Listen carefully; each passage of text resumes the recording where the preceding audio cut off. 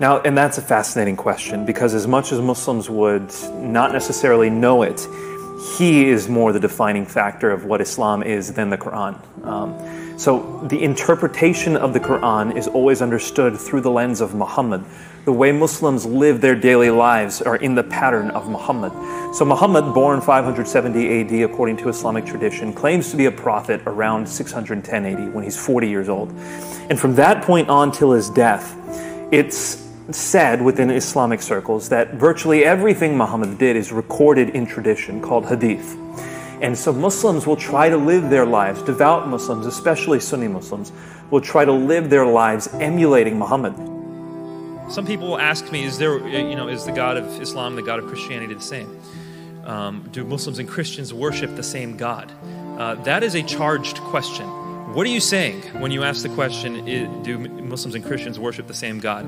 If you are saying that there is one creator of the universe who has created Jews, Christians, Muslims, and he can hear all of them when they pray to him, yes, I agree with that. There is one God.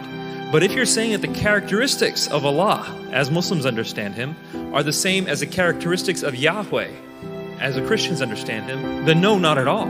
Yahweh is 3 in 1. Yahweh loves his children. We are his children. In the Quran, Allah says, I am not the father of any of you. So Islam is something that's very oral. It's a religion that's taught to you orally. Like I said, people don't generally pick up the Quran and study it for themselves. They receive it orally from their teachers or from their parents. That's how they learn Islam. Well, when you do that, when you teach something orally, you're by definition teaching them something selectively.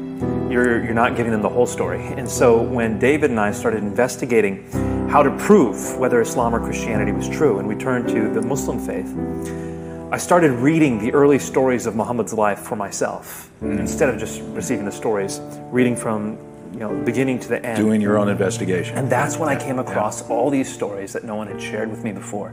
Things that made me think, why am I following this man? Wow. Everything that I had heard up until then had been very positive, but now I'm hearing stories about him being bewitched, him beheading hundreds of people on the same day, him treating women in certain ways, nothing that I'd ever heard before.